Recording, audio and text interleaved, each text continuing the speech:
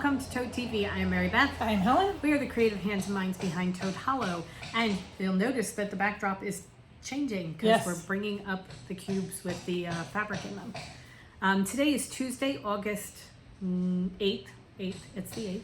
Yes. We will tell you in a minute why we did not podcast yesterday, which we were supposed to do.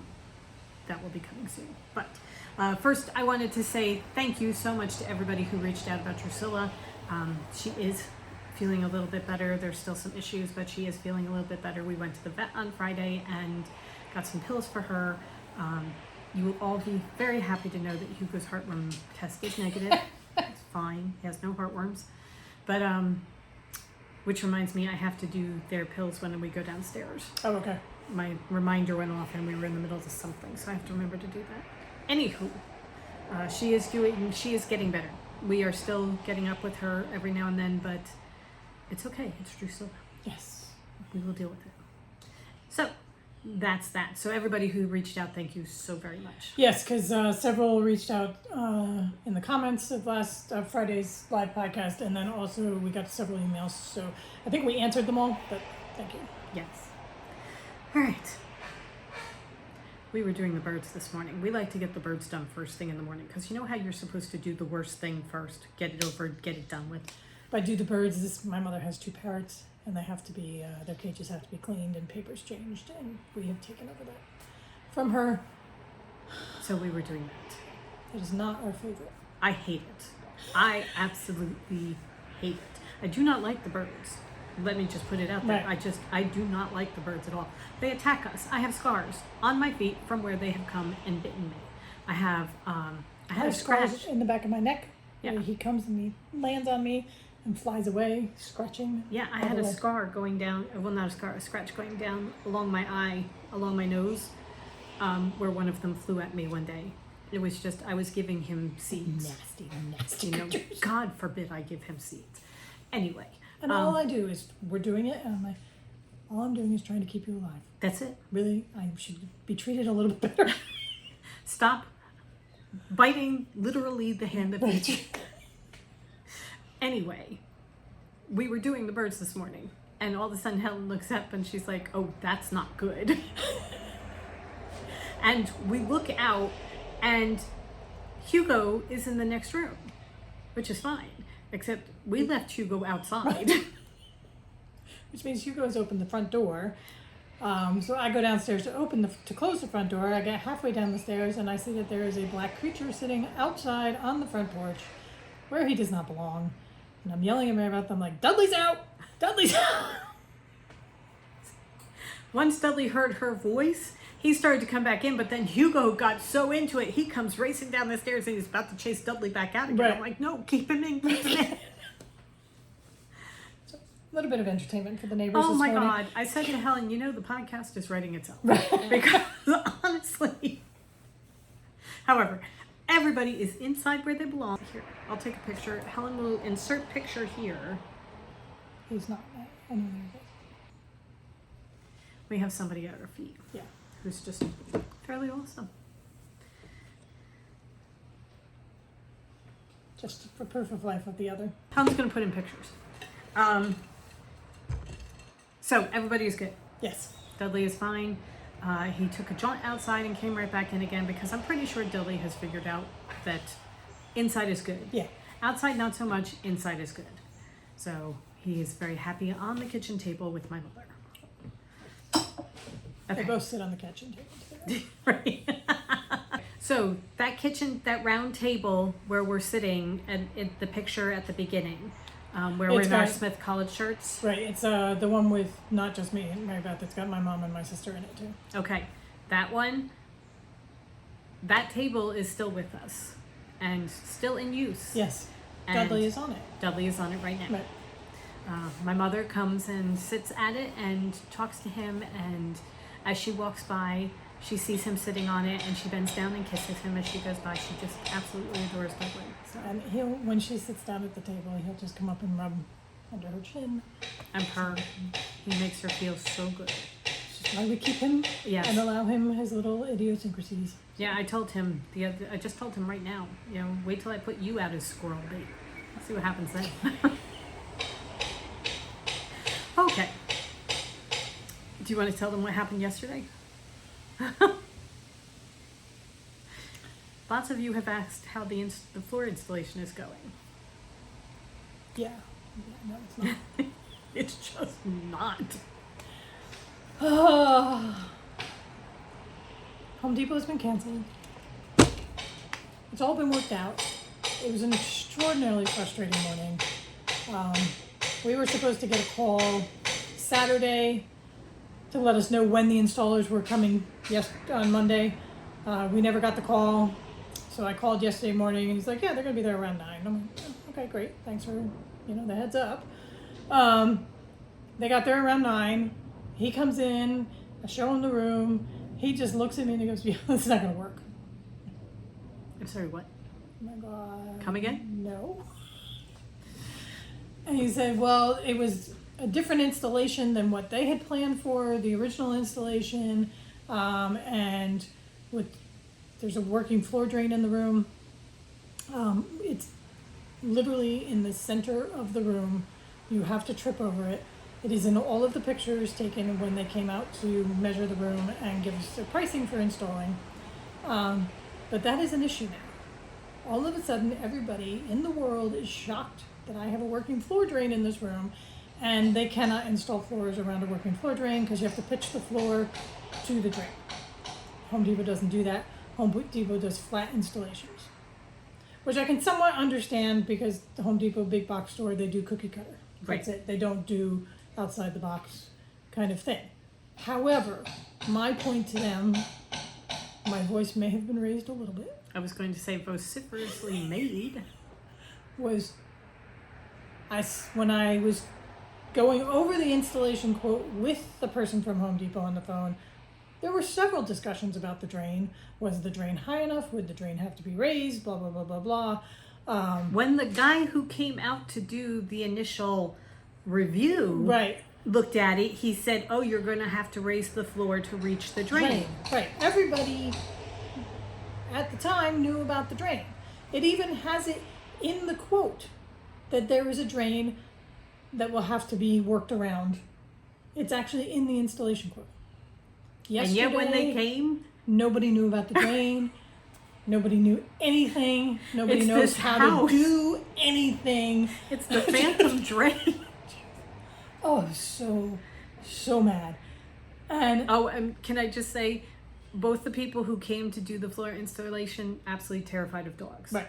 Hugo, the only thing he wants to do is go play with them, and terrified of dogs. So poor Hugo is locked in the kitchen because he can't get out and go visit. I should have known. Should have known right away. So I was on the phone while the installers that Home Depot hired were talking amongst themselves. I was on the phone with Home Depot about the whole, fiasco of us having to schlep everything inside because, again, on my quote, it says that they will carry it in. I paid for them to carry it in. I was going to say, not only is there, that they say that they will carry it in, we paid them to carry it in. So I'm talking to the lady, and she's saying, oh, yeah, I credited your account $3.99. I'm sorry, what? She's like, well, you still owed money on it because we can only charge you 99%. So you still owed money. So when you take away what you owed and the credit that I gave you, because the delivery fee that I got charged was $99. The curbside delivery is $79. So they gave us $20 back. So I'm like, okay, you gave me $20 to carry in all that stuff. And then I told her that my time is worth way more than that. So then I said, okay, so here's the question for you. This whole thing is going to hell in a handbasket, and we may have to cancel everything. How are you going to handle getting this stuff out of my house? Because I've done my bit.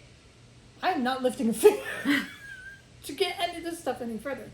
And she's like, oh, well, the people we hire don't do that. They don't go inside houses. I'm like, well, I'm not paying for it, and I'm not moving it. So you guys need to figure out how you want to get your stuff back. So she figured that out. When are they coming? Tomorrow? Tomorrow. So they're coming tomorrow to pick up some of the stuff, because then she's telling me that I can hire a mason to do the tile installation. So part of the thing they're is floor installers, they can't recommend a mason to me, but they won't do it. part of the thing is 150-year-old house.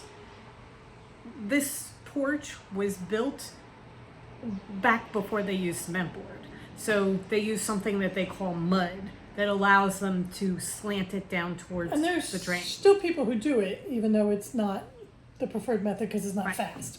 But we could get somebody to come in and do the Right. mud bit. So we had 24 hours to figure out whether we wanted to keep the tile that we paid for rather than return it and hire somebody to install it, or just cancel altogether and start from scratch. So we scrambled, we found somebody who does tile installation. I explained the situation to them, and because they were going to come out Wednesday, and I'm like, okay, should I just cancel the whole thing with Home Depot and then you guys supply the tile? And he's like, oh no, all right, let me see if I can get my guy out. So guy came out. Turns out I don't need to pitch the floor for the drain. You just have to cut around it, and you have to raise the floor because they sent 1/4-inch cement board, and he wants to use 1/2 inch because that'll get it close enough not only to the drain but more level with the room that it's adjoining to, so we don't have, we're not tripping over or have to do a really steep transition bevel. So he's got a whole plan. He's gonna do it. So we should probably say it's a small company in Verona, New Jersey. Right. It's just does floors, and it's probably what we should have done in the first place. Just gotten in touch with them Right. or gotten in touch with somebody like them rather than doing the Home Depot route. We have learned our lesson. Yes. I mean, Home Depot is Very, very good for has- what it needs. has its uses. Right. Installing my floor is not one of them. So now we So- know. However, I really would have appreciated if Home Depot had told me that at the get-go rather than do the whole thing. And my biggest issue on the whole thing is I understand things happen. I could have gotten over yesterday and everything like that. On top of the curbside delivery and spending an entire day schlepping all that stuff inside when I don't need it, that just, the rage level was strong. However, It has been I think we rectified. figured it out. We've hopefully found a really good guy. Right. He's very nice, loves my dog, Which is a good sign. willing to work on a weekend so he can squeeze me in sooner than having to wait for his weekday schedule to open up. Yeah. So we're hoping. And it's when you do the whole cookie cutter thing, nobody thinks outside the box. No. This is, this is the way we do it. We have a checklist. This is the way we do it. Nobody, wants to come and try and work around a situation. It's Right. more just either we do it this way or we don't. So, It would have been so much easier if they had just walked in and said, "Oh, we don't do drains." right.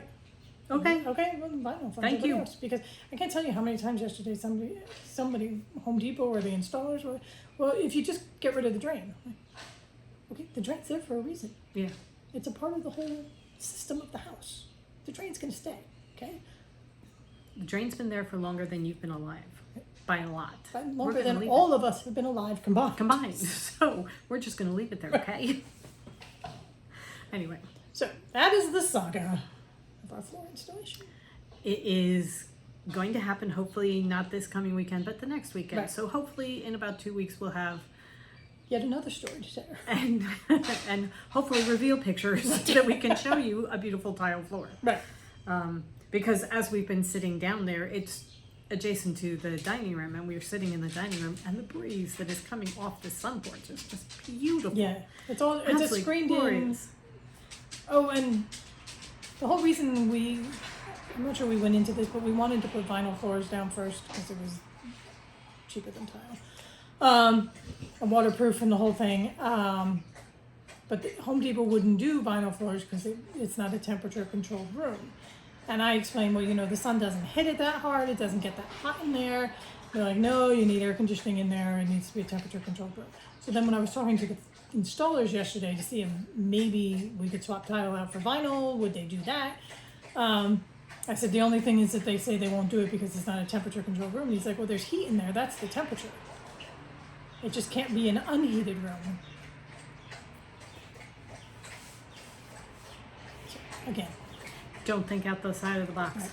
Stay within the box. Yeah. So. All right. Home As I Depot said. for appliances and Yeah. garden center and that kind of thing. Lesson learned. Yep. We do not go to them for installation things. All right. They are very, very good for helping you solve some problems, like if you're a kindergarten teacher and you want to make a telephone that the children can talk into while they're reading aloud to themselves. Very, very quick aside. When I was teaching kindergarten, I saw something where when the kids were learning to read, they read aloud to themselves, but they very often read aloud in very loud voices. So there was something that you could take PVC piping and put a little joint at either end so it looks like a telephone, and then they hold it up to their ear and they read into it. And if they're speaking loudly, it comes up the tube into their ear and they realize how loudly they're reading. So it was a great way to regulate their voices, and they had a ball talking into the telephone. And I went into the Home Depot down in Manahawkin where I was teaching, and I said to them, hey, I want to do this. And they were so great about helping me and helping me figure out how to do it and that kind of thing. So that kind of thing, they're amazing. Right. Just installation is not one. No, and I think, again, you know, when they do the developments where every house is exactly the same and that kind of thing, that's where Home Depot shines. Yeah. Because they can do 20 houses in a row, everybody's getting the same floor, it's a square room, flat, blah, blah, boom, bang, boom. Yep. But Okay. restoring a 150-year-old castle, not so much. Wait till we hit them with the curved windows. All right. Shall we talk about good stuff? Yes. All right. So on Sunday, we were going to, on our last podcast, we talked about how we were going to take Sunday and do something creative and new and fun and just get our juices flowing again. And whereas we did not do exactly what we had planned to begin with, that's going to be a project that's going to be coming soon. We did work on something that we have been working on, but we picked new fabrics for it, so it was kind of cool. Well, we got distracted by it because we were talking about fabrics for one thing, and then it's like, oh, that would be great for this, and then so we picked our fabrics for August Queen of Diamonds box. So this is the Queen of Diamonds quilt that we are working on. It is an English paper pieced, hand-stitched quilt, and you do different blocks each month. So every month you have 2 or 3 blocks that you're working on. And we are trying very hard to get them done within the month, Right. so that we stay up to date. And so far, we're on track. I have gotten a couple questions about where to get the pattern for the Queen of Diamonds. And we got ours from paperpieces.com. And if you go to paperpieces.com and search Queen of Diamonds, it'll take you to their listing. And Mailman's here. Yeah. Hugo has gone down to greet him. Okay, anyway, you were saying paperpieces.com? paperpieces.com, you can select from the Queen of Diamonds listing for the pattern only, and then you can also get the acrylics and the paper pieces if you want to from them.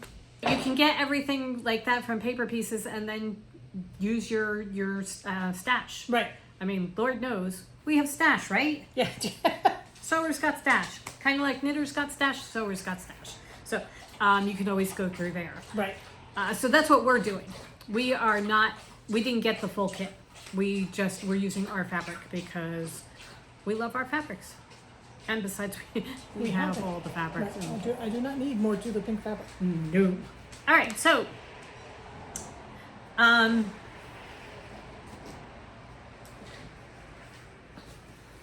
am keeping mine in my EPP case that I made. It's a fantastic case. I have to make one. This is Tula Pink from her Moon Garden collection, and every time I show this, look at the bee. Love the bee. I really love this fabric. For the month, the third month, there are 4 different blocks that you need to do. You have one that looks like this. It's going to be a half diamond. So then you have two that are like that. They're small-ish, so that they're not as much. They take much less pieces. And then you have one that looks like this. This one has 49 pieces.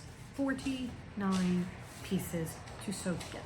We saw somebody that had done it where instead of using all the small pieces, she did larger hexagons. And it came out looking really, really cool and not quite as busy. You know, the original one was just really, really busy. See how all the different pieces are there and stuff? So I was being thrown not by all the pieces, but also all the different stripes. That just was not for me, and this block is also very dark, so everything was just speaking against me doing this block the way it is for me. So, right. And then when Maribeth found the person who had done it and knocked it down to 17 pieces, it was much more palatable. So what we did was we picked our fabrics on Sunday and got started on it. And I am doing mine in Anita Duram, all our different lines for Anita Duram. So the two triangles that are this one, that look like that. Another thing I did was I took these two half hexes and made it one big hexie because I have bigger prints. So I did that one. I love that. And then I did, this is my other one. So instead of doing the two half hexies, doing the one full hexie, I could get this entire picture in, which I just, oh my God, I love that. I love him running with his drinks. Oh. And then the baby fox. They're mailing their invitations for the tea, for the garden party. It worked out perfectly. And I thought using the green dragonflies coming in for a garden party just really worked well with it. So those are my two of that. I did the same thing in that I took the two half hexies and made them one big hexie, because what I'm going to do is these triangles go along the top and the bottom of the quilt. So I'm going to use the Dripping Roses from Alice, the Curiouser line from Tula Pink. And if I by making it the big hexie, I could get the whole rose. God, it looks so good. And I may, there are three colors for these from Curiouser. There's the apple green, there's a aqua, and then there's a hot pink. So I think there are 8 of them. So I will either do all 3 of these or add in the Moon Garden Rose from my best bag. But I think I'm going to keep these. And then for this one, I'm going to put the orange hexie going around. Cool. So it's going to be very, very nice. Yeah. And then for the half one, the one that looks like this,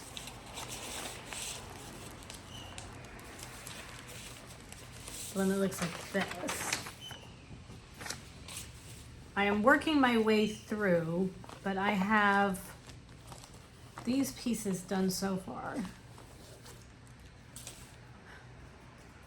This one you really have to pay attention to the placement and the directionality of the individual pieces, because you can sew this one together wrong very easily. So that's what I've done so far with this. And then I have, could you hold that for 1 second? Please watch out, there's a needle hanging down. Look at the frogs.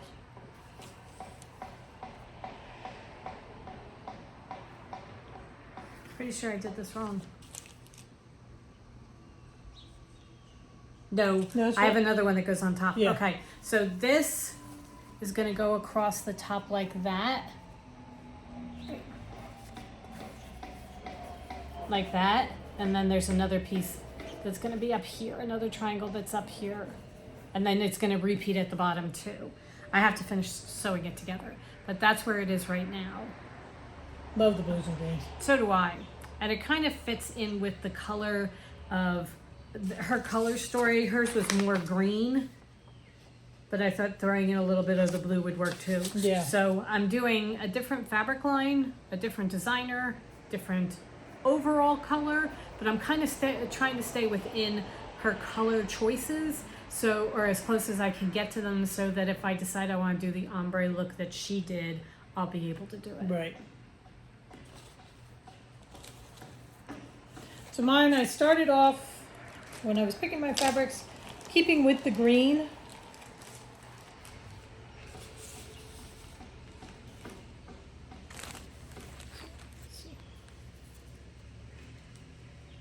I'm in the middle of sewing this one together too.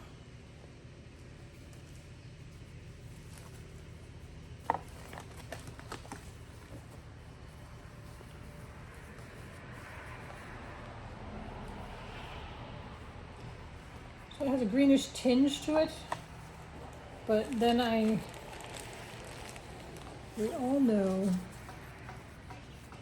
my thoughts on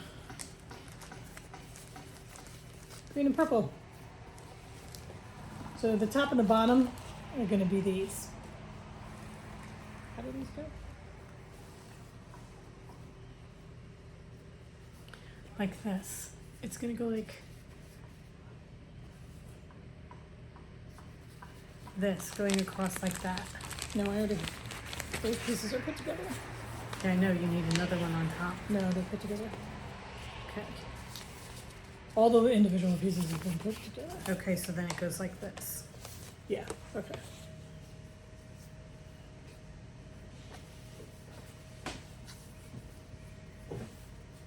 As Helen said, you have to look at this very carefully, because I was just thinking I need 2 more triangles, but it turns out I don't. I have them all. Part of it is because you're only doing half the diamond, Right. so that you keep thinking that you should have more here and that kind of thing, and you don't need it because you're going to be trimming it down to form the side Yeah, of the because quilt. I'm going to lose half of these coming down like that. But I really like the purple added to the top and the bottom. Yeah, it looks really good. So that's it. All right. And then the last one, I chose my fabrics. I've lost my needle.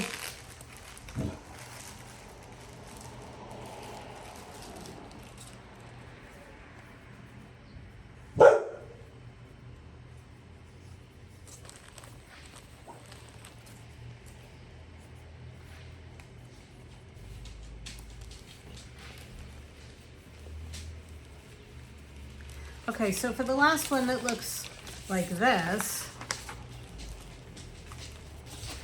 I chose my fabrics from the line Just What I Wanted by Anita Tran, which is Christmas. But I thought it might be kind of cool to have, it is one of her lines that we carry, so I thought it might be kind of cool to have some of them there. So I'm going to have some that look like this. It's going to show up much better when I put it together. It's going to make much more sense. But These mice. honestly, I adore them. So I will be, that goes like that.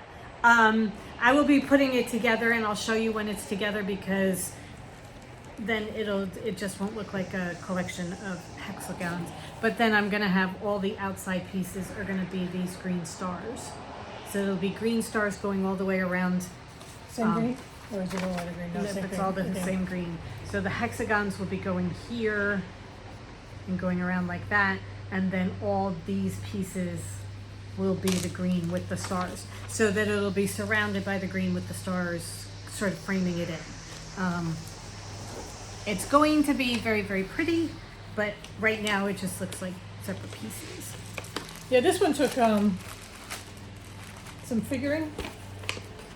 I mean, just sitting down and figuring out where the hexagons exactly went, Right. which is where we've outlined on our pieces.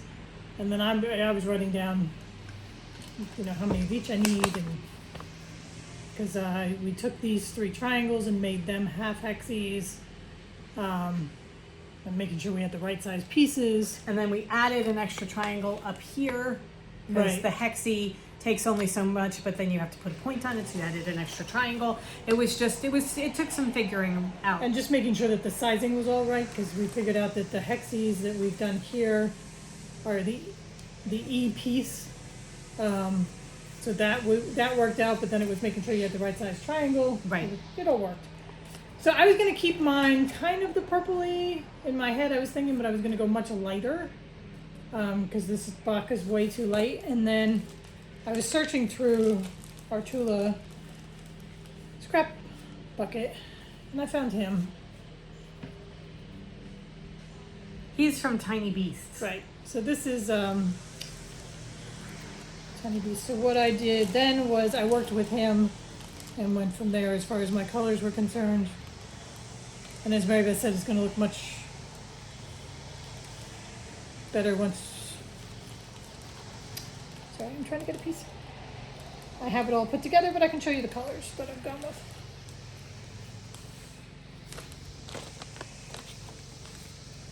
So I'm going to have 3 of him coming down the center. And in between each one will be the That's tiny going to be dots. pretty. And then so it'll be him, the tiny dots, and then this will be the center. This hexagon will be the center one, and it'll be him again. And then he'll be surrounded by the hexagons, and then there'll be another one on the bottom. And then on the outsides, I have the ladybugs, and then the orange polka dots. Cool. So these are my colors for the block. It's going to be so pretty. Yeah. I love those colors together.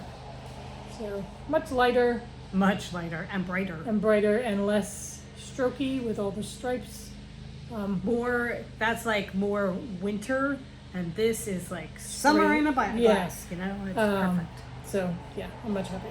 Yeah, love that. So I get a little hedgy. The owl that they used is beautiful, but it doesn't Yeah. hold a candle to the hedging. No. And I just love these ladybugs. These The are very ladybugs are versatile awesome. ladybugs because they the fabric itself, they're all different colors. So you can use depending on which color you want. So I'm using the orange to go on the sides of the diamond, and then the top corners are going to be the green. Cool. Very, very cool. The fabric is great for fussy cutting. Tula. She designs it for that it. way, yeah. But She it's loves just- to do the English paper piecing Yeah. and the fussy cutting, so she does definitely design that way. Because I'm looking at, when I was pulling out the acrylics for this particular paper piece size, I'm like, oh, look, it's perfect for tiny beasts. And then the bigger one that I'm doing for the painted roses is perfect for Right. the bigger motifs that she does. So it's almost like she planned it. Yeah. So there we are with month 3. We are coming along quite nicely with sewing it together. Right. And we should be done well within The a month. month. I'm going to continue working on it. I started a new cross stitch. I have maybe 40 or 50 stitches in, not very much, which I won't show just yet because I want to get a little bit further, but I am focusing on getting this sewn before I do any more cross stitching. Any Yeah. kind of hand sewing time is now going to this to get this done as quickly as possible so that I can move on. I can move on and do Yeah. other things, and then I enter September feeling good that I am not behind at Right. all. So it is very good. 'Cause I have a whole nother EPP project that I want to start. Yeah, that we have to do quickly. And my cross stitch and All the other good stuff. so There are so many things I want to do. it is. All the It's things very I want difficult. to do. Because there's all of this behind me too. I know. Well, we were moving the fabric up. I'm like, oh my God, there's Paris. I Right. love Paris. And oh look, there's the alternative age. I love the alternative age. And look, there's the sea. It's oceans. I want to make things. I just get overwhelmed. Yeah.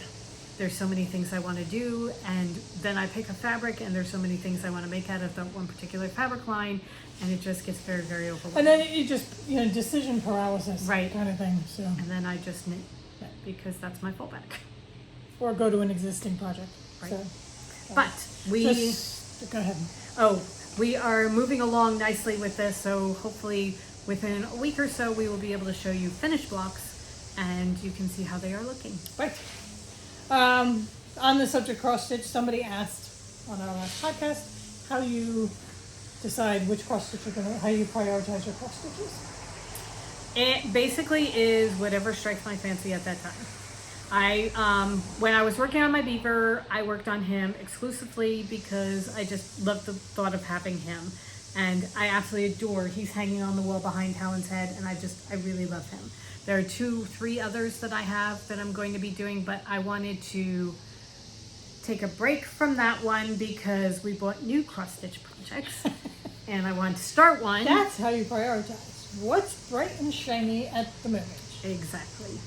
So I have started a new one. I will be showing it hopefully next week.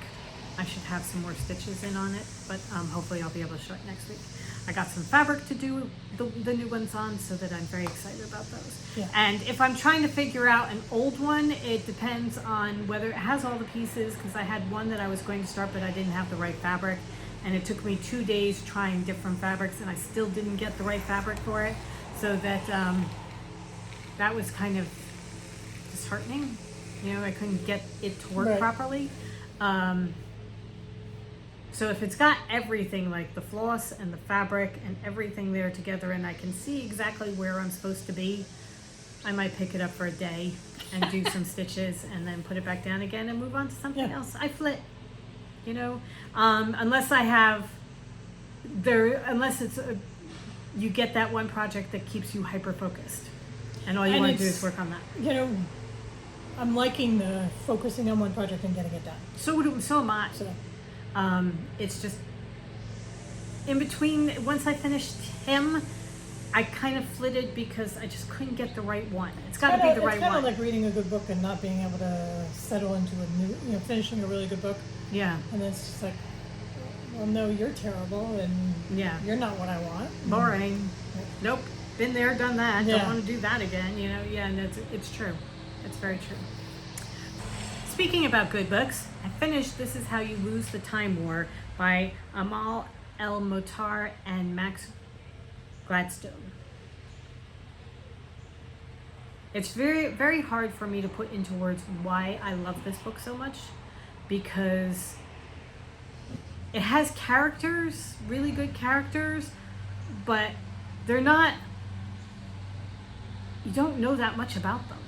It's not like they're really well-rounded characters. They're just really good characters, and it flits from time to time. And most of it is written in letters and that kind of thing. It's just a really well-written book. It's a very, very well-written book. It's a beautifully well-written book. I mean, the language is gorgeous, and the style is lovely. Just absolutely wonderful. When I bought the book, I bought it based on a podcast I was listening to, and that is pretty much exactly what the person said. I can't describe it. Just read the book. Just take our word for it, read the book. So I'm like, oh, okay, sure. I mean, and I think that's kind of it, because I was trying to write down what it was that I loved so much about it, and I can't put it into words. And I have to go back and listen to the podcast because I didn't listen to it, and I was thinking, why did we get this book? And it's a wonderful book. Yeah. It's a really, really wonderful book. It's just really hard to describe. It's so different, but I loved it. So I recommend it highly. So, You're gonna have to read it. yeah, once I'm done the one I'm reading. Yeah. What are you reading right now? Caribbean Heiress in Paris or something like Any that. good? It's okay. It's Yeah. going to be Bridgerton-ish. Oh, okay. So, That's kind of fun to get Yeah. lost in every now and then. Yeah. Okay. good summer read. All right. That's cool. All right. Do you have anything else? I don't think so. We're it. going to be coming live on Friday again. Our weekly live. Friday at noon. Eastern Standard Time. No idea what we're talking about. Absolutely none. However, we're cleaning out a room, so chances are we might have some stuff to go through. Okay, That's cool. We shall see. Yeah. It'll be a mystery. Tis a surprise mystery. for everybody. I found a lampshade that I have a project that I want to do with it, so maybe we could do something. We'll put up a video at some point where showing what we do with the lampshade. Okay. That would be cool. Yeah. Because it's going to be something funky and cool. Okay. All right, something to look forward to. Yes. All right. Well, I hope you guys have a wonderful rest of the week. Yes, go forth and create. I think it's going to be beautiful. But it's a lovely breezy day today. Yeah, we love it. Yeah. Anyway, have a wonderful weekend. We'll see you on Friday. Bye. Bye.